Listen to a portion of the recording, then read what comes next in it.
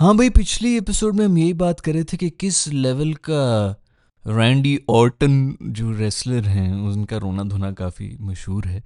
तो किस लेवल का आर रोना शुरू करेंगे इंडिया वाले, वो रो दिए हैं। कुछ ही घंटे बाद खबर आ गई थी कि जनाब जो है हम सेमीफाइनल भी नहीं खेलेंगे, तुम लोग खेलो फाइनल।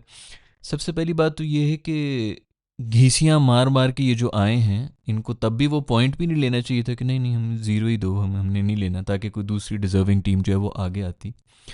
जब खैरात में एक पॉइंट मिल रहा था तब चुप थे, तब गैरत नहीं जाग रही थी कि हमने नहीं लेना, हम थूकते हैं इस एक पॉइंट के ऊपर। तो तब ये पॉइंट लेके आए हुए थे इसी उसमें कि पाकिस्तानी तो वैसे ही कुछ पता नहीं इनका, लगता है ये फिक्सिंग फिक्सिंग करा के कुछ भी करा के ये आउट हो जाएंगे। मोस्ट प्रॉब्ली हम शायद सेमी और फाइनल भी जीत के जो है दोबारा से चैम्पियन बन जाएंगे। खैर, बाकी सब बातें तो एक तरफ दोस्तों, वीडियो मैंने इसलिए बनाई है कि मैं ये प्रूफ करूँगा कि ये ऐसे नहीं 4 फीट हुआ, ये लिटरली डर के भागे हैं, दुम दबा के ना निकले, पतली गली से निकल लो, कहीं करियर ही हमारे बंद ना हो जाए। सबसे पहली बात जो मैंने शायद पिछली एपिसोड में भी यही एक क्वेश्चन रेस किया था कि तुम लोग इंग्लैंड अपनी फुप्पी का रिश्ता कराने के लिए आए हुए थे, क्या करने क्या आए थे? जब 4 टीमें उनमें से भी एक पाकिस्तान है, क्या सोच के आए थे कि नहीं होगा, मैच नहीं होगा इनके साथ? किस लिए आए थे? किस लिए कॉन्ट्रैक्ट साइन किए हुए थे? तभी ना आते कि नहीं हमने जाना नहीं है, पैसे वैसे भी लेने हैं। मुझे नहीं पता कि इनके खिलाफ अब किस किस्म की कोई लीगल एक्शन ले सकते हैं ऑर्गेनाइजर्स, क्योंकि उन्होंने तो टिकट बेचे हैं, ऑडियंस जो है वो भी कर सकती है। सबसे बड़ा सवाल मेरा ये है कि पाकिस्तानियों का क्या कसूर है यार? भाड़ में जाए, इंडिया से मैच होता है कि नहीं होता, मैच तो हो ना। 4 में से 2 मैचेस तो हुए नहीं है, सेमीफाइनल हुआ नहीं है। जो इंग्लैंड थे जिनके वाकई 3 पॉइंट्स थे, जो कि वाकई डिजर्विंग 3 पॉइंट्स लेके भी आए हुए थे, इनके साथ शेयर कर रहे थे, उनको सेमीफाइनल खेलने देते, पाकिस्तान का कम से कम एक मैच ही हो जाता।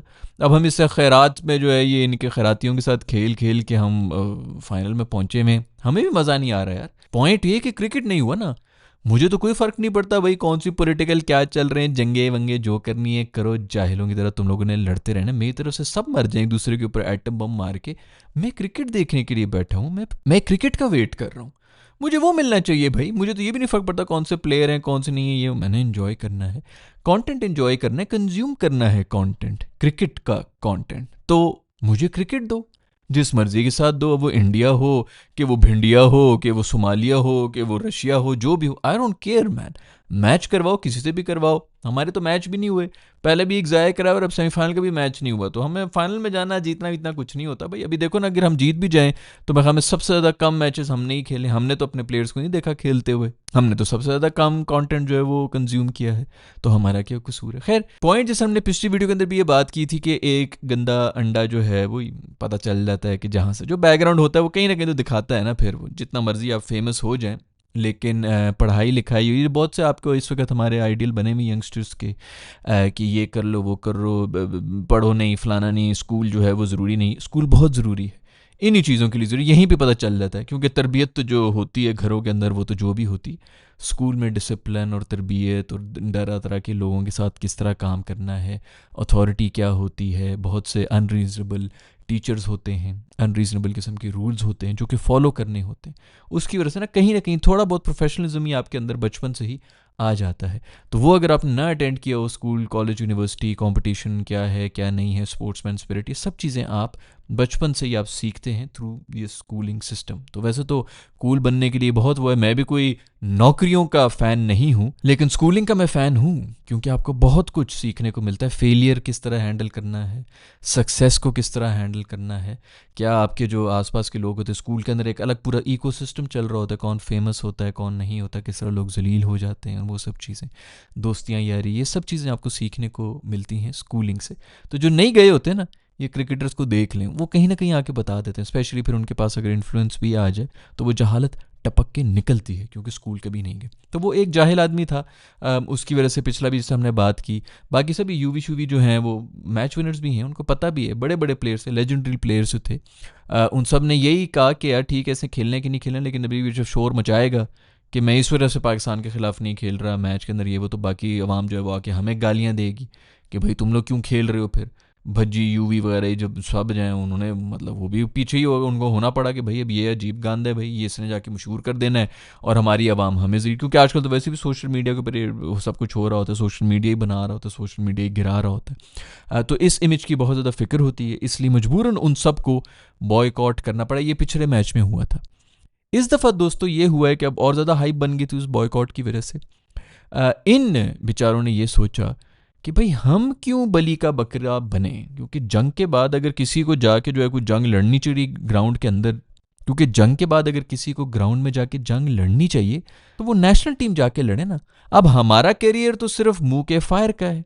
अब भज्जी हो गया, ये धवन हो गया, वो इरफान पठान वगैरह, ये तो टीवी के ऊपर बैठ के मुंह की जो ज़बान है उसकी खा रहे हैं, इस वक्त मुंह के फायर मार रहे हैं, बड़ी बड़ी बातें कर रहे हैं, क्योंकि इनको अपने चैनल्स की तरफ से नैरेटिव भी यही आता है कि भाई इस किस्म की बड़ी बड़ी भड़के मारो ताकि टीआरपी बढ़े और फिर उसी वजह से इनको तनख्वाह मिलती है। तो मुंह के फायर अब इनकी रोज़ी का मकसद बन चुके हैं। तो ये क्यों इस सिचुएशन में आए कि जंग के बाद उसके बाद इतनी बड़ी हाइप भी बना के ये लोग पाकिस्तान के खिलाफ आके खेलें और फिर जीतें, और वो पाकिस्तान की टीम जो कि कम से कम और कुछ नहीं तो शेर मशहूर है, जो इस वक्त हमारी बकरियां जो पल रही हैं, बिल्कुल हम मार खा रहे हैं, वो जलील इसीलिए हो रहे हैं इंडिया के हाथों स्पेशली क्योंकि हमने नौकरीबाज बकरियां रखी हुई हैं। ये वो सारी लॉट थी, ये शायद अफरीदी वगैरह, ये सब वही लोग हैं जो कहते थे आर या पार बेटा जो भी हो, कम से कम आंखों में आंखें तो डाल रहे होते हैं ना। एक आप खाली आंखों में आंखें ही डाल रहे हैं तो आपका इंडिया के साथ 50-50% का चांस बन जाता है कि आप जीतेंगे। सिर्फ आंखों का ही बेसिकली प्रेशर की ये गेम होती है पाकिस्तान इंडिया की। ऑस्ट्रेलिया न्यूजीलैंड इधर उधर हर जगह हम प्रोफेशनलिज्म पे मार खाते हैं, इंडिया के खिलाफ सिर्फ और सिर्फ यही होता है क्योंकि प्रेशर की गेम होती है, आपने सिर्फ दलेरी दिखानी होती है उसके लिए। इसी वजह से हमारा जो है वो इंडिया, हमारी टीम हमेशा से ऑस्ट्रेलिया से जलील होती रही हक समझ के। वेस्ट इंडीज़ से भी 80s 90s में हम ख्वार होते रहे, इंग्लैंड से भी ख्वार होते रहे, पाकिस्तान से बाहर, इंडिया सब कॉन्टिनेंट की कंडीशन से बाहर से हम जलील होते हैं जितने हमारे लेजेंड रहे। लेकिन इंडिया के खिलाफ हमेशा अच्छे रहे क्योंकि हमारा वही होता था कि टाकरा जो है ना, कम से कम माइंड पे जो गेम्स होती थी उसके अंदर हम बराबर हुआ करते थे। अब हम वो नहीं रहे, तो वो इनको पता है कि यार ये तो पुरानी लॉट है, ये सब वो जिन के बच्चे हैं जो कि मेंटली हमसे नहीं हारते हैं। तो ये एक तो 50% तो वैसी चांस होगा कि उन्होंने जीतना है। ऊपर से जिस फॉर्म के अंदर हम लोग फिर रहे थे, ऑस्ट्रेलिया को 10 विकेटों से हराया हुआ था, वैसे ही सारे जो है वो यूनिट जो है बड़ा ज़बरदस्त बना हुआ था। टेबल के टॉप के ऊपर पाकिस्तान है, तो 70% चांसेस तो ये हो गए कि एक तो वैसी टीम कॉम्बिनेशन और उसके हाथ से ये मिनते कर करके, तरले कर करके जो है खैराती पॉइंट लेके ये लोग आगे आए, एक मैच जीते, वो भी वेस्ट इंडीज से जीते हैं, उसके अंदर भी एक पोलार्ड ने बनाए हुए थे, नहीं तो उनसे तो 100 रन नहीं हो रहे थे, इतनी कमज़ोर उनकी टीम थी। वो भी टेबल के सबसे नीचे वाली टीम से ये लोग जीत के सेमी में आ गए। पाकिस्तान टॉप के ऊपर बैठा हुआ है, ऊपर से वैसी मेंटालिटी शेरों वाली है, तो सबकी नज़रें आ जानी थी इस मैच के ऊपर कि भाई अब वो जंग के बाद और इतनी बड़ी हाइप के बाद अब पाकिस्तान और इंडिया का मैच आ गया है जिसके अंदर वो पाकिस्तानी टीम ग्राउंड में उतर रही है जो कि डर नहीं रही है। तो उसके ऊपर 70% चांसेस तो थे कि पाकिस्तान ही जीतेगा, एक तो टूर्नामेंट की फॉर्म देखते हुए, ऊपर से ये माइंडसेट जीतते हुए कि भाई इन्होंने बहुत ही हमें बुरी तरह से, इन पे होना था ज़्यादा प्रेशर, और सारे इंडिया ने भी देखना था क्योंकि हाइप बन गई थी, पाकिस्तान ने भी देखना था, और वो जो जंग के बाद कहीं कोई टाकरा होना था तो वो इस मैच में होना था। इन्होंने कहा भाड़ में जाओ भाई, हम क्यों ये सारा प्रेशर अपने ऊपर लें और हम जाके करें, और स्पेशली हम जो इस वक्त अपनी मुंह की खा रहे हैं, जो मुंह के फायर मारते हैं, उसकी वजह से हम पैसे बना रहे हैं, तो हमारा तो सारा करियर लाइन के ऊपर आ गया। ये सब सोचते हुए इन्होंने कहा बेटा कट लो, भागो। तो ये भागे हैं। ये कोई मिस्री नहीं कह रहा कि मैं पाकिस्तान में, आप सब लोगों को पता है कि मैं बिल्कुल हक की बात करता हूँ, जो सच बात होती है वही करता हूँ। इस वक्त जो डायनामिक्स बने हुए तो यही थे कि इंडियन ये जितने भी थे इनका बहुत बड़ा नुकसान हो जाना था। टीम तो कमज़ोर थी, ऊपर से पाकिस्तान की कौन सी टीम आ रही है, और ऊपर से माहौल जो बना हुआ है, ऊपर से वैसी जो फॉर्म चल रही है, तो हर लिहाज से इसी में भलाई थी कि बेटा चुप करके भाग जाओ। हार गए तो बहुत ज़्यादा बेइज्जती होनी, और हम जो मुंह की फायर मार मार के खाते हैं, जो हमारी रोज़ी है, उसके ऊपर बात आ जानी है। तो मैं बेसिकली रोज़ी की इसलिए बात कर रहा हूँ, जितने भी जो लेजेंडरी क्रिकेटर्स गुजरे ना, बेशक इंडियंस हो पाकिस्तानी हो, आप ज़रा उठा के देख लें, अभी सबसे ज़्यादा पाकिस्तान को किसने पेला है पिछले 10 साल में? विराट कोहली ने। कभी भी विराट कोहली नहीं भूलेगा, क्योंकि वो लेजेंड जो होता है ना, जो असली जो किसी और लेवल का प्लेयर होता है, वो इस किस्म की बातें करता ही नहीं। वो ग्राउंड में आके परफॉर्म कर देगा, वो दिखा भी देगा, लेकिन वो बोलेगा नहीं मुंह से, क्योंकि यही चीज़ जो है ना बंदे को बड़ा प्लेयर बनाती। सचिन तेंदुलकर कभी नहीं बोलेगा। क्या उनके पास किस्से नहीं है पाकिस्तान को हमने इसको इस तरह मारा उस तरह मारा, आके बड़ी बड़ी बातें करने का, मुंह के फायर मारने का, क्या उनके पास किस्से नहीं होंगे? सबसे ज़्यादा किस्से उनके पास होंगे। धोनी, कोहली, सचिन, इनको आप कभी भी नहीं सुनेंगे इस किस्म की मुंह के फायर मारते हुए जिस तरह ये बाकी जो रेलू कट्टे जितने भी इंडियन प्लेयर्स हैं वो मार रहे होते हैं, क्योंकि उसकी वजह से वो फिर कमा भी रहे होते हैं। जिनमें टैलेंट की कमी होती है ना, वो फिर इस तरह की हरकतें कर रहे थे। अपनी फील्ड में तो ये कुछ कर नहीं सके थे, तो अब ये दूसरी फील्ड में आके ब्रॉडकास्टिंग और मीडिया के अंदर आके वो वाली उसकी ये रोजी रोटी कमा रहे हैं। उस रोजी रोटी के ऊपर खतरा हो जाना था अगर अब ये हारते, और इतनी हाइप के बाद हारते, इसलिए भागे हैं ये। तो सही भागे हो दोस्तों, इतनी स्पीड से भाग रहे हैं कि अभी तक वो इंडिया को भी पार कर गए, आगे निकल गए, नेपाल छपाल और चाइना में पहुंचे हुए भागते भागते, इतने तेजी से भागे हैं हमारे इंडियन दोस्त। पाकिस्तान का जो लास्ट मैच हुआ था ऑस्ट्रेलिया के साथ हुआ था, जिसके अंदर हमने 10 विकेटों से उनको हरा दिया था, और अच्छी खासी ब्रेटली वगैरह ये वो उनकी टीम शीम भी थी, और बहुत ही वन साइडेड रहा था। सईद अजमल ने 6 विकेटें ली थी उसके अंदर, और एक ओवर में हमें को 13 वाइडें कराने का भी रिकॉर्ड कर दिया था। ऑस्ट्रेलियन बॉलर, टेस्ट बॉलर था उनका, जिसने 13 वाइडें कराई। बेचारे की बड़ी बुरे हालात चल रहे थे। और सबसे मेरे ख्याल में मैंने लास्ट वीडियो में शायद बात नहीं की थी, ये जो 6 विकेटें ली थी उसके अंदर कामरान अकमल का एक ज़बरदस्त धोनी से भी ज़्यादा तेज़ स्पीड वाला उसने बिजली की स्पीड से स्टंप किया था। वो इसलिए स्पीड से हुआ था क्योंकि बॉल उसके हाथ में लग के बाहर निकल गई थी और विकेटों पे लग गई थी, उसने खुद स्टंप नहीं किया था, तो उस वजह से इतनी तेज़ी से स्टंप करके 6 विकेटें इसकी हो गई थी। वरना वो अभी तक ड्रॉपिंग कर रहा है, कैच भी ड्रॉप कर रहा है, स्टंप भी उसे मिस हो रहे हैं, लेकिन फिर देखो मिस हो के भी जो है दुनिया के सबसे तेज तरीन स्टंप किए मेरे दोस्त ने। वो इंडिया और उसका इंग्लैंड का भी टेस्ट मैच अभी शुरू हो चुका है।